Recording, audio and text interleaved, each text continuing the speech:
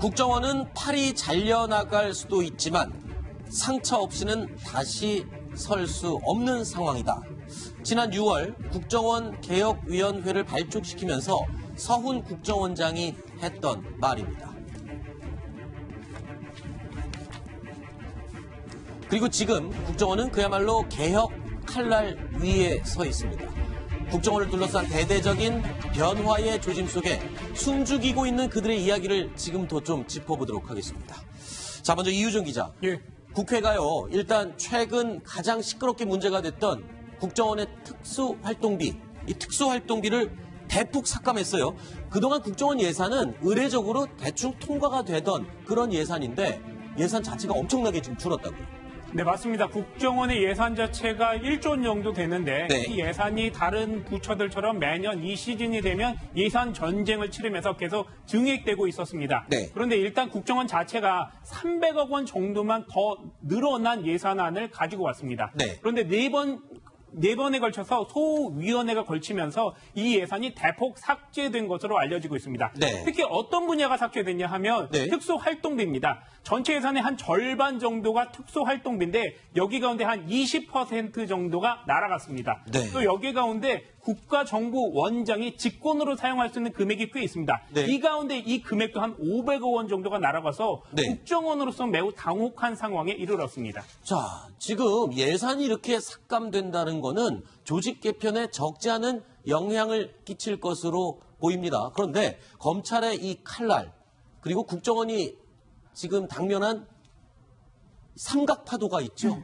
신정부 차장. 그렇습니다. 검찰 수사도 지금 어마어마하게 진행이 되고 있죠. 네. 지금까지 이 적폐 수사로 뭐 사이버 댓글이라든지 뭐 이런 수사로 그 조사를 받은 검찰을 왔다 갔다 하면서 조사를 받은 사람이 전체 178명에 이른다고 합니다. 네네네. 간부 밑에 하급 직원까지 해가지고 178명이면 뭐 지나가다 옆에 너도 조사받았냐 뭐 이렇게 얘기할 수준이 아닌가 싶은데. 그러네요. 웬만한 국회에서 만나는 조직이거든요. 사람들이 웬만하면 전부 다 뭐 검찰 네. 조사받았다. 그래서 이 직원들, 특히 하급 직원들 같은 경우에는 우리는 어쨌든 대통령의 결심을 보좌하기 위해서 정보를 수집하는 기관이고 네. 따라서 상명하복이 중요하고 상부의 지시를 따랐을 뿐인데 네. 이런 식이라면 거의 뭐 178명씩이나 조사받았는데 우리가 거의 범죄단체 아니냐. 네. 범죄단체 구성, 조폭 혐의로 조사를 받아야 되는 것 아니냐.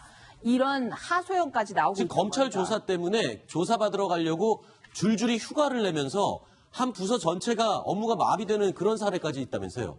네, 그렇습니다. 그러니까 어쨌든 그 조사를 받으려면 하루 종일 내지는 밤 늦게까지 조사를 받는 경우가 있기 때문에 네. 뭔가 휴가를 받아서 정당하게 가야 되거든요. 그래서 그렇게 업무 공백이 심해지고 어쨌든 지금 국정원 개혁 TF에서 굉장히 이 드라이브를 걸고 있고 검찰 수사도 강력하게 진행이 되고 있기 때문에 뭐 소환 일정을 미룬다 이러면 분명히 말이 나올 겁니다. 그렇죠. 그런 상황이기 때문에 어쨌든 업무 공백이 지금 불가피하게 이루어지고 있는 상황이라고 하고요. 안보가 위중한데 정말 해야 될 일은 제대로 하고 있는 건지 약간 의아해지는 대목입니다. 그런데 지금 국정원 개혁위원회가 국정원의 대공수사권 폐지를 검토하고 있어요. 지금 국회에 제출을, 그 방침 자체를 국회에 제출했는데 이렇게 되면 국정원의 수사국 자체가 지금 마비가 된 상태라면서요? 네, 국내 정보 수집 파트가 해체된 데 이어서 네. 대공수사 파트도 해체 수순을 밟고 있습니다. 그러면 그거는 대공수사는 그럼 누가 하게 되는 겁니까? 국정원이 안 하면? 경찰로 이관될 것으로 경찰이요? 보입니다. 경찰에서도 넘겨받을 TF를 구성했다고 알려지고 있습니다. 네. 그 서훈 원장이 직원들 앞에서 그 대공수사권을 폐지해야 한다고 특히 강조했고요. 네. 그 국정원 직원들이 이제 경찰로 신분이 바뀌게 되는 것입니다. 그 대공수사권을 경찰에 줘버리는 게 아니라 대공수사를 하던 국정원 직원들이 경찰의 신분으로 바뀌는 그런 시스템이군요. 그게 과거에 네. 통일부의 대화사무국이라고 있습니다. 네네네. 그게 옛날에 국정원 직원들이었는데 네. 전두환 대통령이 집권하면서 네. 대화사무국을 이제 통일부에 떼줬습니다. 아하. 그럼 그 바람에 그때 많은 그 직원들이 통일부 직원으로 이제 신분이 바뀌었는데 지금 대공수사국을 만약에 경찰로 떼면은 국정원 직원에서 이제 경찰로 신분이 바뀌게 되는데 네. 제가 이제 조금 말씀드릴 거는 네. 국정원의 대공수사국이 경찰 대공수사 능력보다 탁월했던 거는 네. 다 옆에 주변의 다른 부서들이 네. 엄청난 정보를 입수를 해가지고 네. 정보를 줬기 때문에 네. 간첩 잡는 데 굉장히 유리했습니다. 아하. 만약에 떨어져 나가게 되면은 네. 그 기능이 그렇게 옛날 같지는 않을 겁니다. 일단 뭐 국정원에 몸담았던 분의 의견은 이렇습니다. 하여튼 대공수사권 자체가 분리가 된다. 굉장히 국정원 입장에서는 치명적인 부분이 될 수 있는 거죠. 그렇게 제가 뭐 설명을 하자면 네. 대개 간첩을 잡거나 네. 어떤 그 테러 단체에 첩보가 들어오는 게 네. 그런데 이게 확실한 확증이 안 섭니다. 그런데 이게 같은 조직 내에 있으면 확증이 안 서도 정보를 줘가지고 그 사람 네. 수사를 하거나 이렇게 조치를 취할 수가 있는데 네. 만약에 다른 쪽으로 넣게 되면은 엉뚱한 거 줘가지고 나중에 괜히 비난받을 필요가 전혀 없습니다. 네. 그렇게 되면은 그 조그마한 미세한 그 정보를 가지고 네. 어떤 뭐 수사를 한다든가 네. 대테러 업무를 하기가 굉장히 힘들게 되게 되겠죠. 그렇군요. 자, 국정원의 역사를 돌이켜 보면 권력의 정치 기구로 전락한 사례가 분명 있었기 때문에 이 고쳐야 할 부분도 많이 있는 건 사실입니다.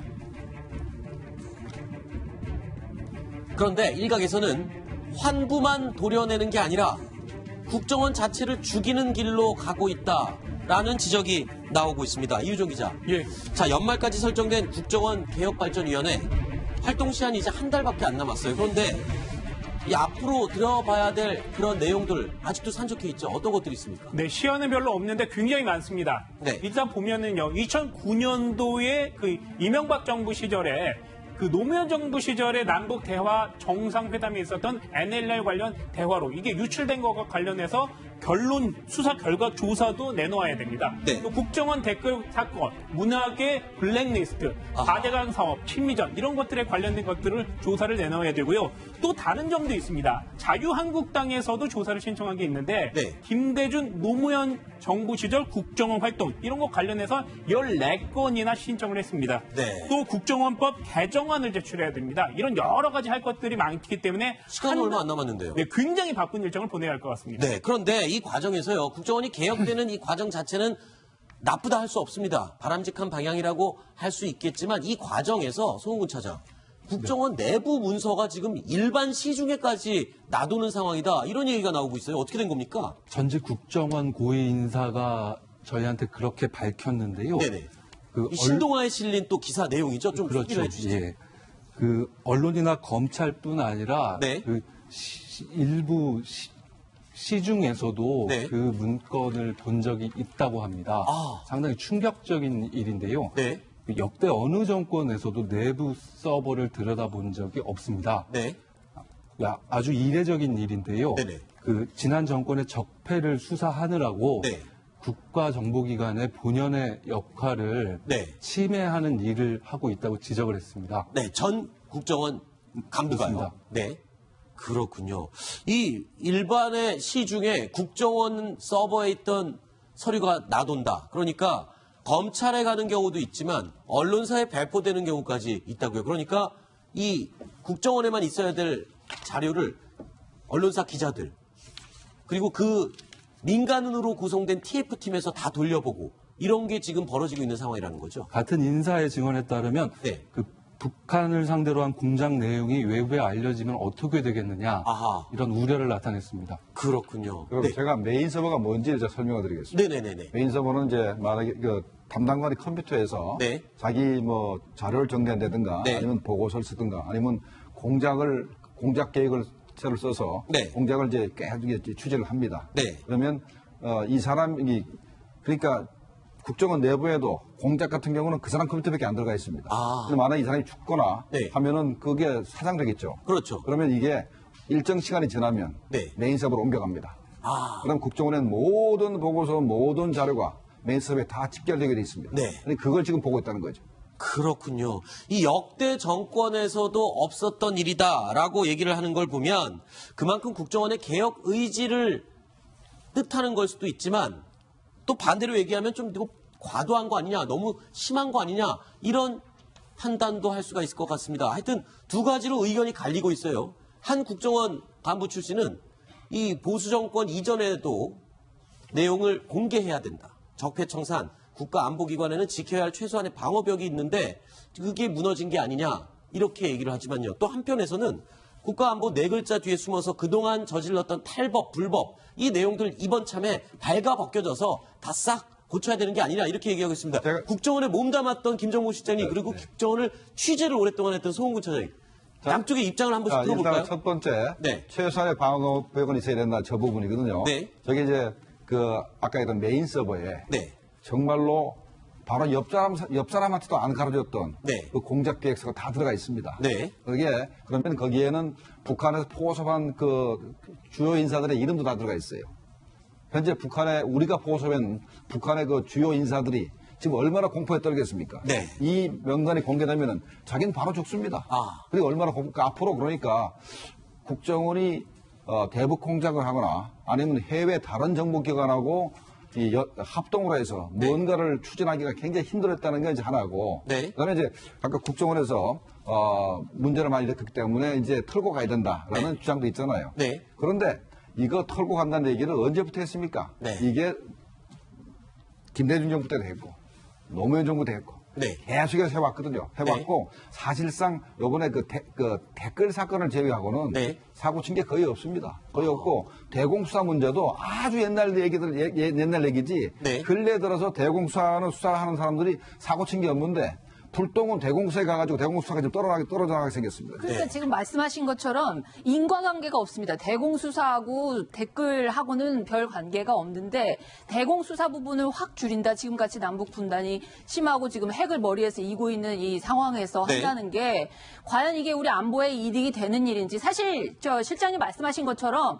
아주 안 좋은 악습 같은 것들이 아주 눈에 많이 띄긴 했지만은 체제 수호를 지금까지 해왔던 역할이 바로 국정원의 그 이름 없이 일했던 수많은 그 직원들 덕분에 가능했던 일이거든요. 네. 왜 우리 집에 가서도 내가 무슨 회사에 다니는지 이름을 숨기고 월급이 얼마인지도 우리 아들이나 자녀가 모르는 그런 일을 왜 하겠습니까? 그 네. 세계 CIA라든지 모사드라든지 선진국에서는 왜 그렇게 철저하게 위장을 하고 정보 활동을 하겠습니까? 네.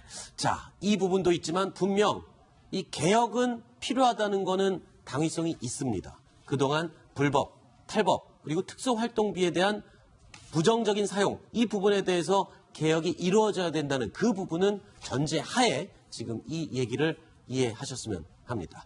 자, 서훈 국정원장의 취임 제1성은 국정원이 국내 정치와는 결별을 해야 한다, 이런 것이었습니다. 그리고 국정원은 이름까지 바꿀 채비에 나섰습니다.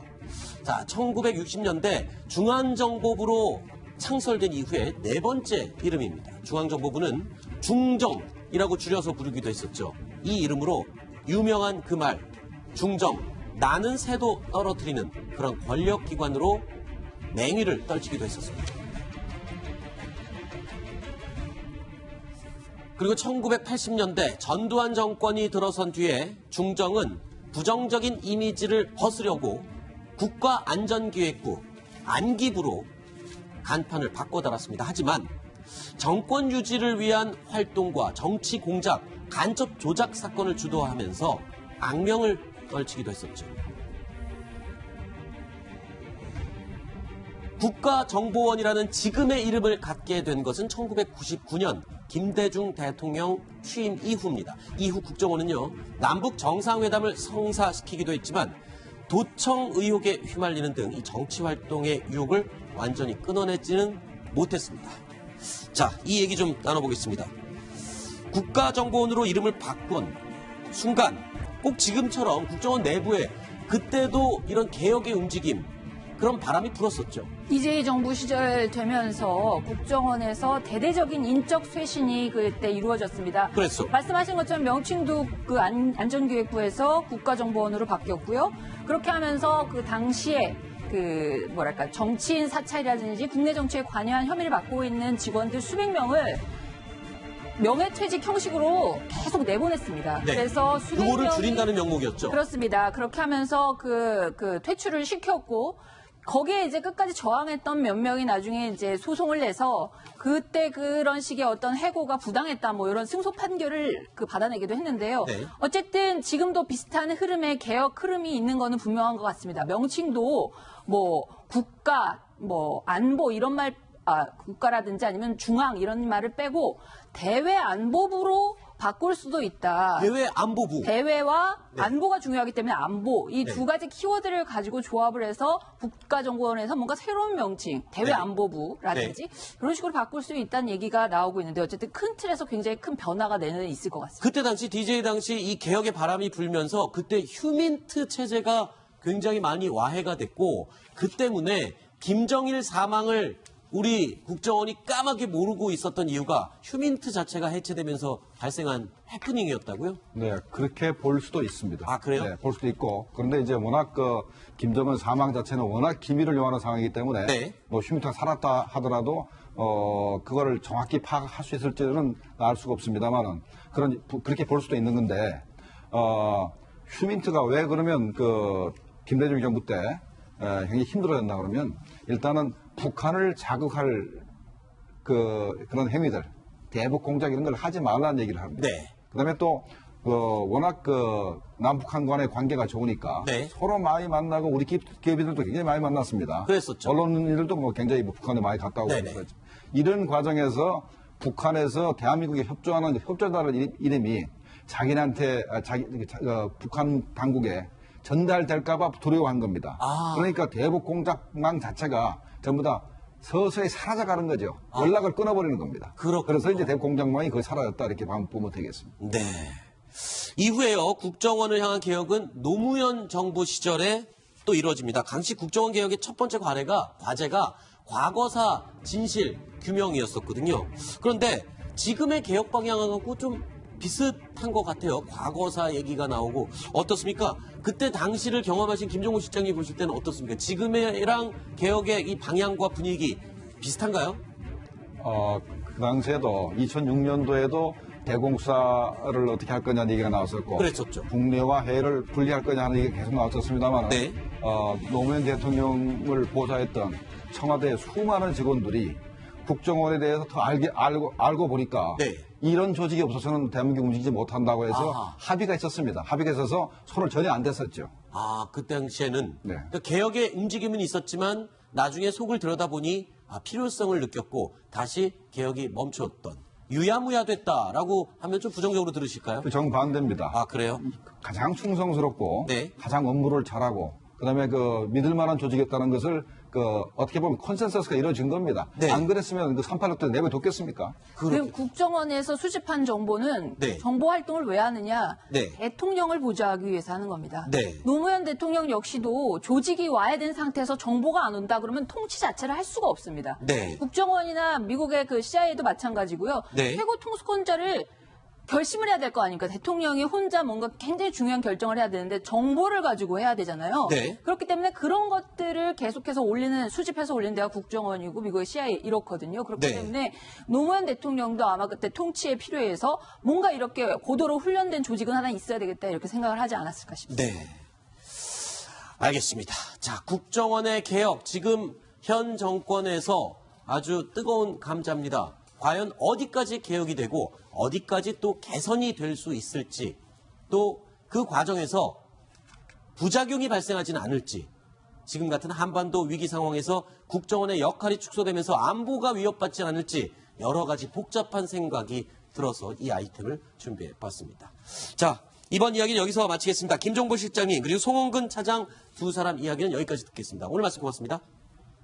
제가 300억 원 정도만 더 늘어난 예산안을 가지고 왔습니다. 네. 그런데 네 번에 걸쳐서 소위원회가 걸치면서 이 예산이 대폭 삭제된 것으로 알려지고 있습니다. 네. 특히 어떤 분야가 삭제됐냐 하면 네. 특수활동비입니다. 전체 예산의 한 절반 정도가 특수활동비인데 여기 가운데 한 20% 정도가 날아갔습니다. 네. 또 여기 가운데 국가정보원장이 직권으로 사용할 수 있는 금액이 꽤 있습니다. 네. 이 가운데 이 금액도 한 500억 원 정도가 날아가서 네. 국정원으로서 매우 당혹한 상황에 이르렀습니다. 자, 지금 예산이 이렇게 삭감된다는 거는 조직 개편에 적지 않은 영향을 끼칠 것으로 보입니다. 그런데 검찰의 이 칼날 그리고 국정원이 지금 당면한 삼각파도가 있죠. 신종국 차장. 그렇습니다. 검찰 수사도 지금 어마어마하게 진행이 되고 있죠. 네. 지금까지 이 적폐 수사로 사이버 댓글이라든지 이런 수사로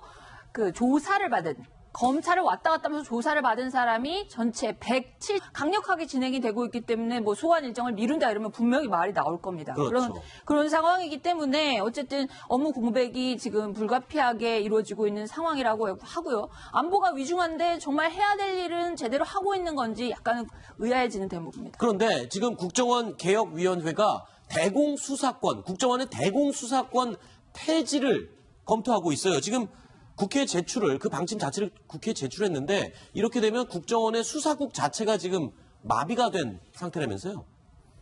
네, 국내 정보 수집 파트가 해체된 데 이어서 네. 대공수사 파트도 해체 수순을 밟고 있습니다. 그러면 그거는 대공수사는 그럼 누가 하게 되는 겁니까? 국정원이 안 하면? 경찰로 이관될 것으로 경찰이요? 보입니다. 경찰에서도 넘겨받을 TF를 구성했다고 알려지고 있습니다. 네. 그 서훈 원장이 직원들 앞에서 그 대공수사권을 폐지해야 한다고 특히 강조했고요. 네. 그 국정원 직원들이 이제 경찰로 신분이 바뀌게 되는 것입니다. 그 대공수사권을 경찰에 줘버리는 게 아니라 국정원은 팔이 잘려나갈 수도 있지만 상처 없이는 다시 설 수 없는 상황이다. 지난 6월 국정원 개혁위원회를 발족시키면서 서훈 국정원장이 했던 말입니다. 그리고 지금 국정원은 그야말로 개혁 칼날 위에 서 있습니다. 국정원을 둘러싼 대대적인 변화의 조짐 속에 숨죽이고 있는 그들의 이야기를 지금부터 좀 짚어보도록 하겠습니다. 자, 먼저 이유정 기자. 예. 국회가요, 일단 최근 가장 시끄럽게 문제가 됐던 국정원의 특수활동비, 이 특수활동비를 대폭 삭감했어요. 그동안 국정원 예산은 의례적으로 대충 통과가 되던 그런 예산인데 예산 자체가 엄청나게 지금 줄었다고요. 네, 맞습니다. 국정원의 예산 자체가 1조 원 정도 되는데 네. 이 예산이 다른 부처들처럼 매년 이 시즌이 되면 예산 전쟁을 치르면서 계속 증액되고 있었습니다. 네. 그런데 일단 국정원 자체 대공수사를 하던 국정원 직원들이 경찰의 신분으로 바뀌는 그런 시스템이군요. 그게 과거에 그 통일부의 대화사무국이라고 있습니다. 네네네. 그게 옛날에 국정원 직원들이었는데 네. 전두환 대통령이 집권하면서 네. 대화사무국을 이제 통일부에 떼줬습니다. 아하. 그럼 그 바람에 그때 많은 그 직원들이 통일부 직원으로 이제 신분이 바뀌었는데 지금 대공수사국을 만약에 경찰로 떼면은 국정원 직원에서 이제 경찰로 신분이 바뀌게 되는데 네.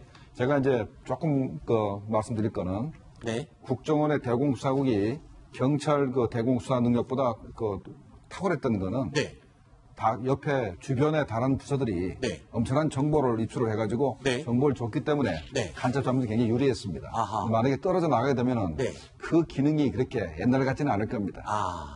일단 뭐 국정원에 몸담았던 분의 의견은 이렇습니다. 하여튼 대공수사권 자체가 분리가 된다. 굉장히 국정원 입장에서는 치명적인 부분이 될 수 있는 거죠. 그러니까 제가 뭐 설명을 하자면 네. 대개 간첩을 잡거나 네. 어떤 그 테러 단체의 18명에 이른다고 합니다. 네네네. 간부 밑에 하급 직원까지 해가지고 178명이면 뭐 지나가다 옆에 너도 조사받았냐 뭐 이렇게 얘기할 수준이 아닌가 싶은데. 그러네요. 웬만한 국회에서 만나는 분들이 사람들이 웬만하면 전부 다 뭐 검찰 네. 조사받았다. 그래서 이 직원들, 특히 하급 직원들 같은 경우에는 우리는 어쨌든 대통령의 결심을 보좌하기 위해서 정보를 수집하는 기관이고 네. 따라서 상명하복이 중요하고 상부의 지시를 따랐을 뿐인데 네. 이런 식이라면 거의 뭐 178명씩이나 조사받았는데 우리가 거의 범죄단체 아니냐. 네. 범죄단체 구성, 조폭 혐의로 조사를 받아야 되는 것 아니냐.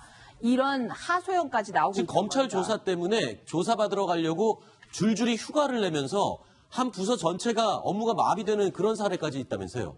네, 그렇습니다. 그러니까 어쨌든 그 조사를 받으려면 하루 종일 내지는 밤 늦게까지 조사를 받는 경우가 있기 때문에 네. 뭔가 휴가를 받아서 정당하게 가야 되거든요. 그래서 그렇게 업무 공백이 심해지고 어쨌든 지금 국정원 개혁 TF에서 굉장히 이 드라이브를 걸고 있고 검찰 수사도